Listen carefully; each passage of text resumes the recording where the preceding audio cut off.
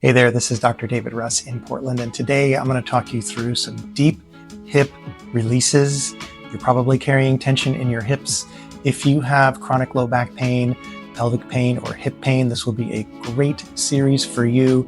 If you're just recovering from an acute injury, you can do this as well.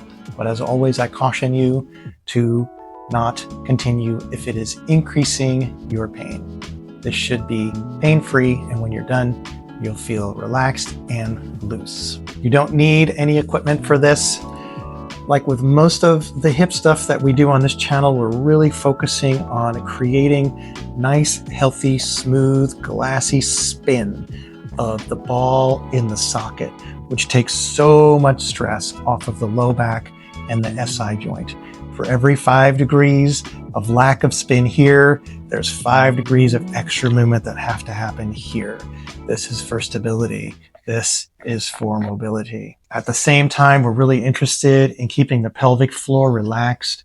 The pelvic floor is that sling of muscle that runs from your pubic bone to your tailbone, holds all your pelvic organs in.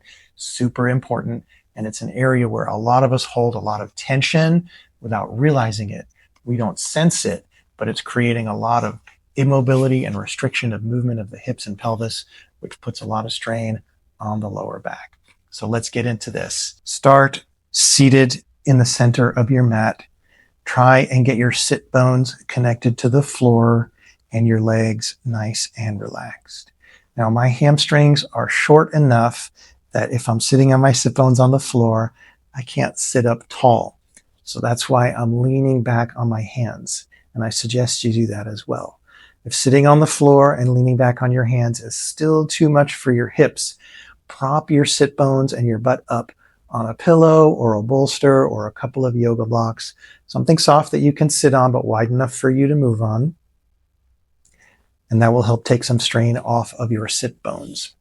As you're leaned back into your hands, check and make sure that you're not collapsing into your shoulders like this, but you want to be committing to a little energy and a little tiny push into the floor to keep your chest lifted. That will take a lot of strain off your wrists and hands and shoulders and lower back as well. So as we start moving, our first movement is just a gentle windshield wipe rotation with knees more or less straight of both feet.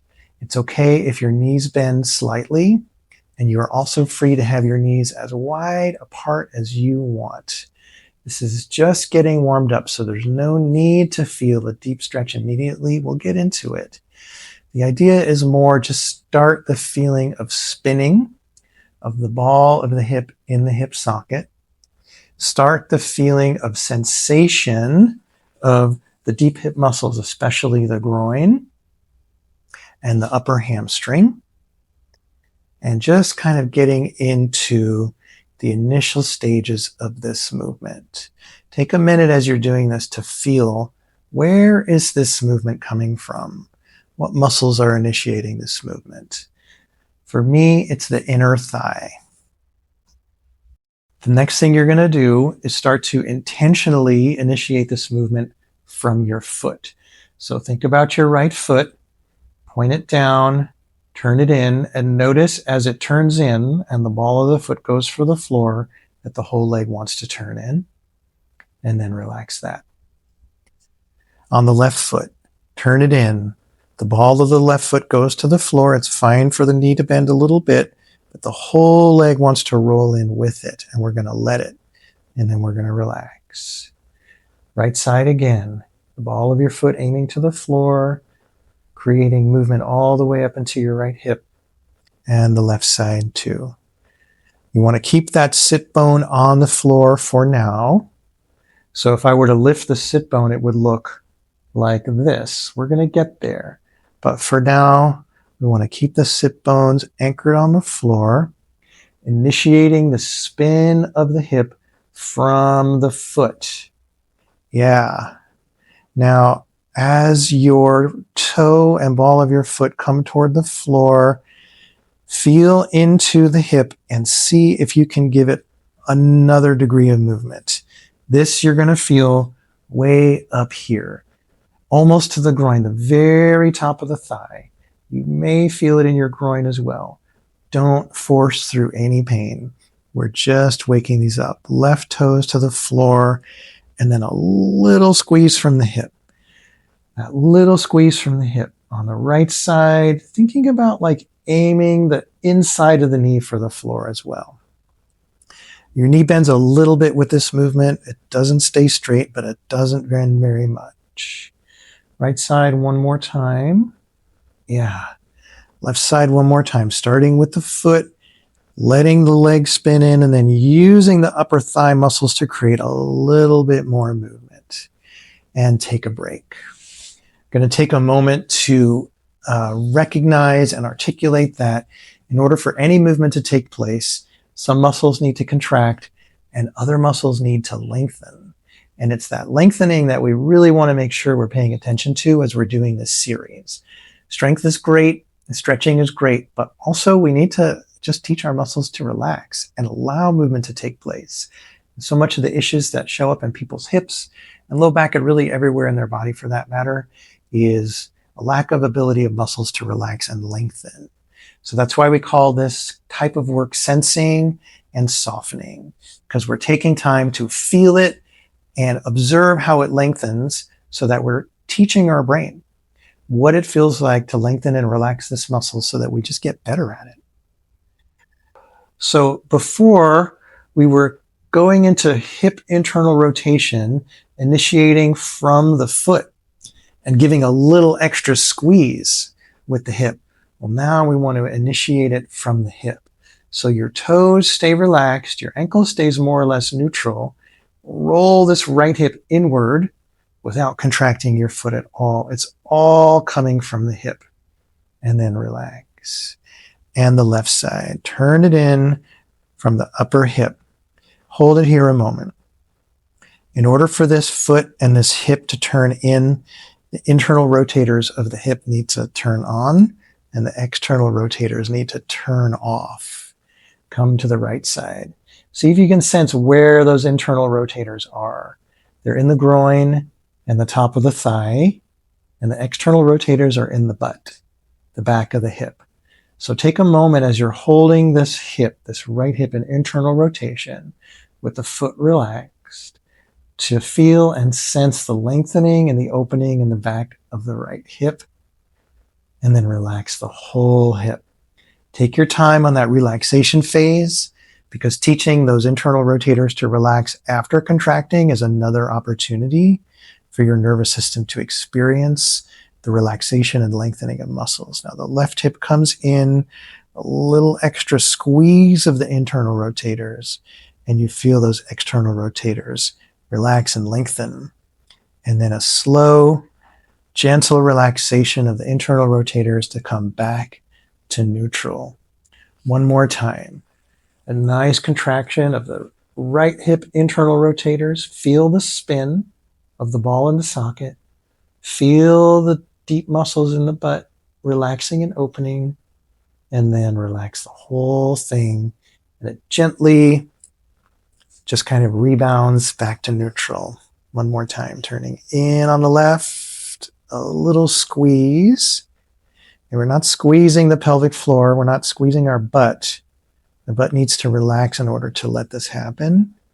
And then relax the whole thing. Nicely done. Shake that out a little bit.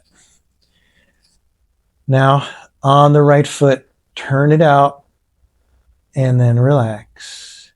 Turn the foot out and relax. Left foot, turn it out and relax. Turn it out and relax. Coming back to the right. Foot turns out, the hip follows. This movement is initiated by your right foot. Full relaxation, and you can see I'm giving myself a little shake in between. Turn it out. Relax. Left foot. Left foot turns out, the hip follows. Relax the whole thing. Feel the relaxation in the calf, the hip, and behind the knee as you let that go. Turn it out and relax. Take a minute to give your wrists a little break. your low back a little break, come forward. And when you're ready, come back into this position. Just a couple more minutes here in this position where we're braced on our wrists here. So again, lifted through the chest just a little bit, sit bones anchored to the mat.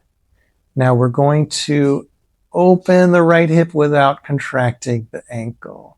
So the movement is now initiated from the external rotators of the right hip, deep in the butt. And the groin muscles need to relax and open, and then relax that all the way. And just affirming to you that this is not about strengthening. The idea of this is not to contract as fully as you can. It's just to get a nice full engagement of that whole external rotator group and then give it a full relaxation. So here as the right foot turns out, the inside of the right hip needs to relax and open, while the outside of the right hip gives a little bit of a squeeze to turn that hip out. It's totally great for that knee to bend. The left side now. And relax. The right. Turn it out and then relax it. Check in with your pelvic floor. Are you gripping around your genitals? Are you gripping in the pelvic floor? If so, just take a moment to relax that. There's nothing your pelvic floor needs to do here other than stay relaxed. Now we're going to go to the right again. This time, your right foot is going to turn out. Your left foot is going to turn in. Your left hip is going to come up off your mat. Now you're sitting on your right sit bone, and your left knee is going toward the floor. You may feel a stretch in the left groin, the back of the right hip, feet relaxed, knees relaxed. Come over, roll back onto your left sit bone. Keep going with this momentum. The left foot turns out, the right foot turns in, the right hip comes up off the mat. Now you're sitting on your left sit bone, braced on your left hand. The inside of the right knee comes to the floor. The outside of the left knee comes to the floor. And just take a moment to feel a little bit of stretch in the outside of the left hip, inside of the right hip. Come back through neutral. As you're in neutral, the legs straighten. As you come back to the right, both knees bend a little bit. And let's roll back and forth like this just a few times. So there's a big spin of both hips in the hip socket, and then a gentle little twist of the lower back. None of this should hurt. This is not a big stretch. This is a gentle movement, establishing spin and rotation in the ball and socket, and giving our brain a chance to relax the muscles that would be inhibiting this movement. Coming back to the right now where we started, and we're going to hold here just a minute. So let that left knee, the inside of your left knee, rest on the floor. The outside of the right knee might reach the floor. It might not. That's okay. And just very, very, very gently lean over the right hip. Now you feel some resistance in the outside of your right hip. Take a breath and just think about that right hip relaxing and opening. Any additional movement that you get here is bonus, and it comes from a relaxation of the deep muscles and ligaments in the back of the right hip,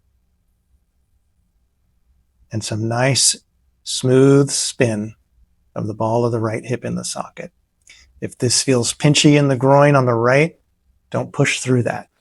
Come back through neutral, come to the left. Inside of the right knee to the floor, outside of the left knee to the floor. Lean over that left hip. Remember, you're thinking about a little bit of spin of the ball in the socket, and opening, lengthening, and relaxing the muscles deep in the back of the hip on the right.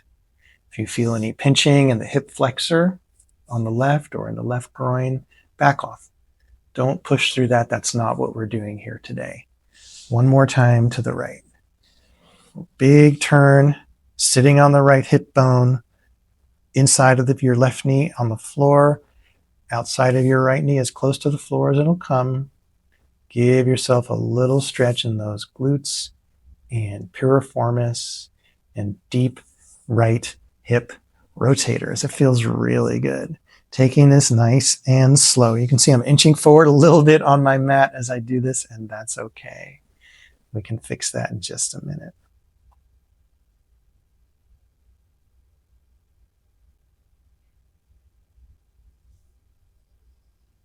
Get yourself centered on your mat again and come into a seated butterfly stretch here.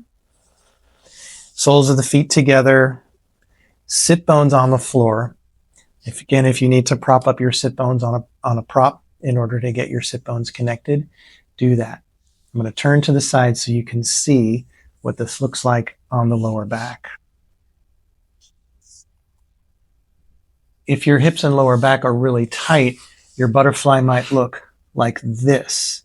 If my hips are really tight and my low back is real tight, I'm not going to be able to get my sit bones on the floor. In that case, prop yourself up. Sit on a bolster, sit on a couple of pillows, something so that you can get on your sit bones rather than on your tailbone. Now, once you're on your sit bones, curl your back, chin to chest, and get a nice flexion through your middle back and your lower back, keeping your sit bones connected to the mat, and just allowing your knees to come out to the side. And there's a curl of the whole back here. It's almost like you're aiming your forehead for the arches of your feet. You're not forcing anything. Don't pull with your hands. Just allow yourself to hang in this position. And when you're ready to come up from the bottom. So you're restacking those vertebrae one at a time until you're sitting tall again, still on your sit bones. Now we're going to come forward again, but instead of curling through the whole spine, you're going to rock forward on your sit bones.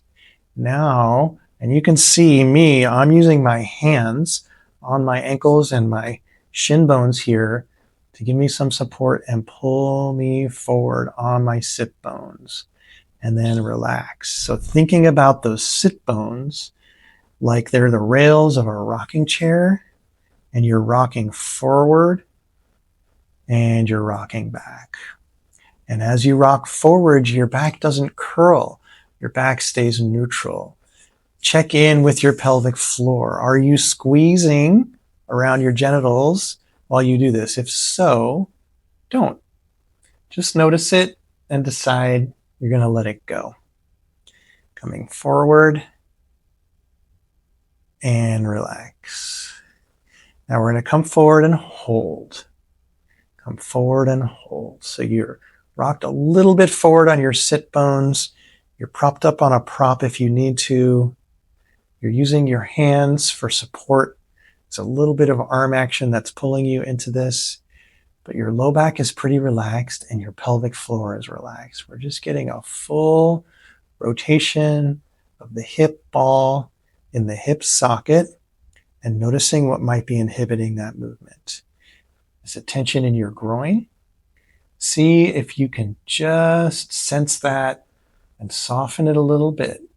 Doesn't matter how far out your knees come. It doesn't matter how far forward you're leaning. You can see I'm barely past neutral, but this is where I feel it, and you feel it wherever you feel it.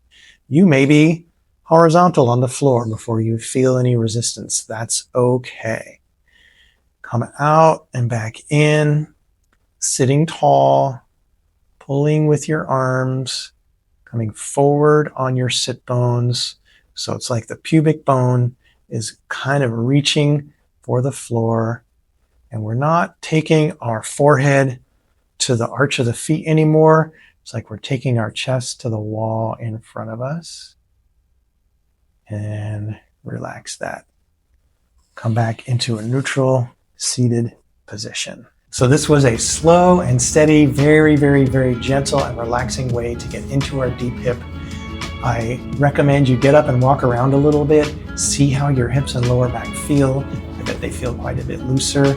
I appreciate you watching and taking the time to get into your hips with me, loosen them up, because the looser they are, the looser your whole body will be. This has been Dr. Russ in Portland. Really appreciate your views. Thanks for watching. See you soon.